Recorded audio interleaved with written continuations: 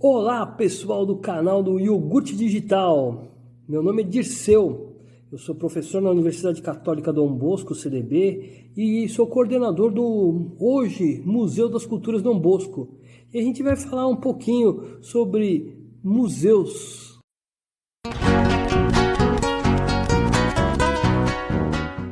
Hoje, para a gente exemplificar um pouco esse papel social do museu, eu vou apresentar o Museu das Culturas Dom Bosco, um museu que está completando 70 anos de existência e que também mudou muito ao longo da sua história. A gente vai ver um pouquinho das duas salas expositivas, as salas de ciências humanas e as salas de ciências naturais. O museu hoje é um museu universitário e ele tem a sua base em alguns eixos como o ensino, a pesquisa, a extensão, e por ser um museu universitário ligado à Universidade Católica Dom Bosco, a missão salesiana também ao eixo de pastoral salesiana. Vamos lá, vamos conhecer um pouco dessa instituição.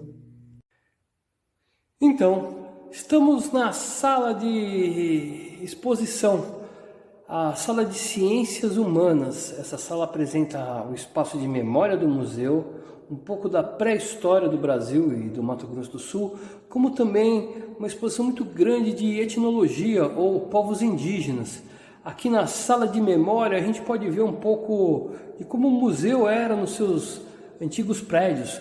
O Museu Dom Bosco, que já foi Museu Regional Dom Bosco, lá no Colégio Dom Bosco, na Avenida Mato Grosso, em 1951, quando ele inaugura. E mais tarde, na década de 70, ele passa para um prédio ali na frente da Praça do Rádio Clube. O prédio hoje ocupado pela Missão Salesiana, como também pela Universidade Católica Dom Bosco. Esse espaço ele é conhecido como Museu Dom Bosco lá na Barão. E lá o museu cresce, adquire muitas coleções, passa a ser uma referência para o turismo e como espaço de cultura na transição do estado de Mato Grosso para o Mato Grosso do Sul. É também o espaço onde o Padre Falco se destaca. Com a morte do Padre Falco em 1996, no ano seguinte, em 1997, o museu passa a ser um museu universitário, porque a Universidade Católica Dom Bosco começa a administrar esse espaço. E aí ele recebe a presença tanto de professores como pesquisadores junto aos salesianos. Vamos dar uma olhadinha aqui, um pouco das cores e plaquinhas. A gente tinha ali uma diversidade de informações, como o Padre Falco organizava esse acervo, né? A gente usava ainda da máquina de escrever. Temos também alguns exemplares aqui de objetos que fazem parte da história dessa instituição, a Enciclopédia Bororo, alguns folders e materiais de divulgação dessa instituição, e aqui uma das primeiras peças, uma bonequinha indígena de madeira da etnia Ina ou Carajá. Na parede aqui, a gente consegue ver personagens dessa história. Vou dar um destaque aqui, no Padre Félix Avataro. Ele foi o idealizador de tudo isso, junto com o Padre César Albicetti. E aqui a gente vê o Padre Ângelo Venturelli, um pouco mais novo e aqui um pouco mais experiente. Eles deram início às coleções etnográficas que tiveram como fruto a Enciclopédia Bororo, um ícone da antropologia, filha aqui do Museu Regional Dom Bosco ainda. Com a chegada do Padre Falco, tudo isso passa a ter uma organização, uma catalogação. O Padre Falco foi muito importante, principalmente nas coleções de ciências naturais. Ele que adquire e faz com que o museu cresça bastante. Vamos lá, vamos conhecer um pouco dessa sala nova. Um museu que já teve um espaço antigo que lembrava um gabinete de curiosidades. Hoje a gente tem salas modernas, um espaço muito bonito. Nesse primeiro plano aqui, logo na entrada, passando a sala de memória, a gente vê a coleção de arqueologia. A coleção de arqueologia, ela lembra um pouco uma escavação arqueológica. A gente tem urnas, como também objetos de pedra, objetos de pedra polida, que remete a um modo de vida sedentário, né? Essas peças elas acabam sendo escavadas pelo arqueólogo junto das cerâmicas. E aqui a gente tem objetos mais antigos, do Paleolítico, ou pedra lascada, as pontas de flecha. As pontas de flecha remetem a um modo de vida nômade. E as pedras polidas, como eu falei, do sedentário. Ao fundo a gente consegue ver ali duas grandes urnas fúnebres. Normalmente as pessoas eram sepultadas dentro desses grandes vasos de cerâmica. As peças mais antigas, como as pontas de flecha aqui no Mato Grosso do Sul, elas estão datando aí 12 mil anos. É muito tempo. O professor Gilson Rodolfo Martins, a professora Emília Mariko Kashimoto, né, que estudam esse passado através da cultura material, são os arqueólogos. E quem quiser conhecer um pouquinho mais pode visitar o MUARC, Museu de Arqueologia da Universidade Federal, que fica no prédio do Memorial da Cultura Apolônio de Carvalho, ali na Avenida Fernando Corrêa da Costa. Voltando aqui para a nossa exposição, um pouco dos povos indígenas. Olha que bacana! São várias representações aqui de pessoas da etnia Chavante. E no chão a gente tem ali uma exposição muito rica. São diferentes objetos como arte plumária, ou mesmo flechas, pregos de cabelo, o baqueté, que é essa cestaria grande, saias. É uma exposição bem interessante. Ao fundo ali, a gente começa a ver uma parede vazada. Essa parede, ela é uma outra coleção, a coleção da Amazônia. São povos, a gente chama de coleção dos povos do Rio Alpes, porque são várias etnias. Eu vou entrar numa sala aqui que eu gosto bastante, a Sala das Vestes de Lágrimas. Olha que legal. As vestes de lágrimas são vestimentas fúnebres. Elas são usadas em cerimoniais e muitas vezes são queimadas após o uso. Para algumas dessas etnias do Alto e Médio Rio Negro, na Amazônia, elas são sagradas. Para outros, nem tanto, e até são comercializadas como artesanato indígena.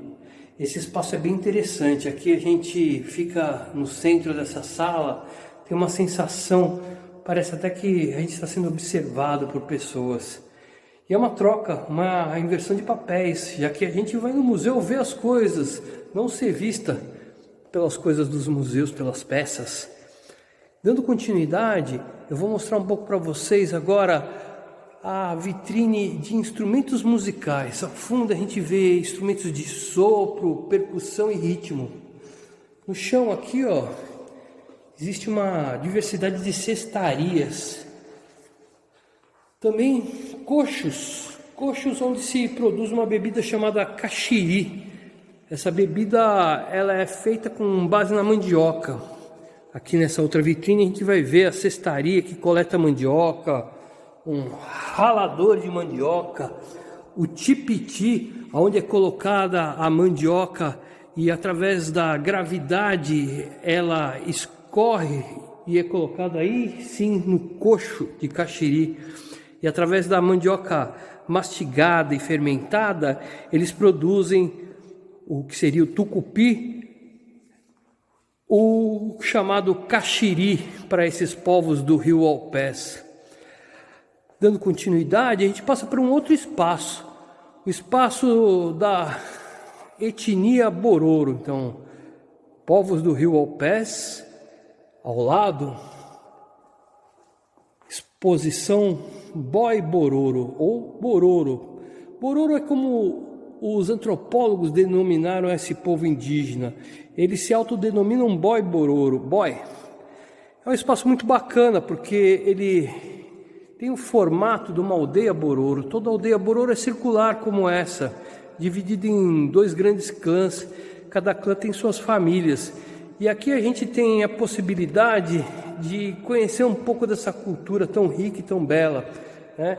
Existem espaços aqui com essas vitrines onde a gente pode se colocar assim próximo ao objeto e fazer uma selfie, por exemplo. As vitrines, elas têm essa possibilidade de interação. Existem várias peças, tanto de arte plumária como cestaria, como vocês podem ver. Vou dar um destaque aqui a alguns enfeites de cabeça, feitos de plumária. Para essa etnia eles chamam de parico, mas você pode conhecer como diadema, coroa ou cocar. São peças bem bacanas.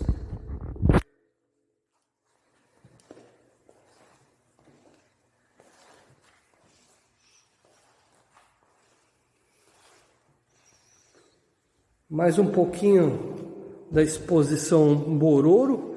E ao fundo vocês já conseguem ver um pouco da exposição dos povos indígenas do Mato Grosso do Sul. Etnias como Quiniquinaua, Caduel.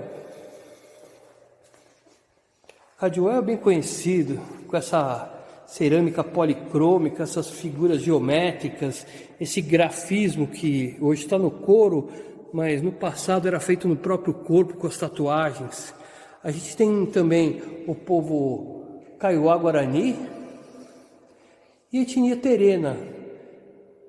São os povos aqui do Mato Grosso do Sul. Passamos então para o povo Ina ou Carajá. Algumas toucas de uso masculino são feitas de pena também, adornos de plumária. Aqui a gente pode ver um outro exemplar. É possível também conhecer um pouquinho da cultura material desse povo através da representação de bonequinhas de cerâmica. São várias. Aqui a gente tem as mulheres trabalhando as atividades. A cerâmica, a cozinha, os alimentos, o cuidado com as crianças. São diferentes peças, homens pescando, caçando. Existe um pouco da fauna também, a sucuri, um animal sagrado, para várias etnias, as tartarugas, os peixes. E aí, gostaram? Essa é a exposição de povos indígenas aqui do Mato Grosso do Sul e do centro-oeste do Brasil. Temos também, como a gente viu, uma amostra do norte do Brasil com os povos do Rio Alpés. Ou seja, é uma pluralidade étnica. Aquele museu que era conhecido como Museu do Índio, ele pode ser conhecido como Museu dos Índios, no plural, porque são muitos e são bem diversos. Vamos agora para a próxima sala, a sala de exposição de ciências naturais.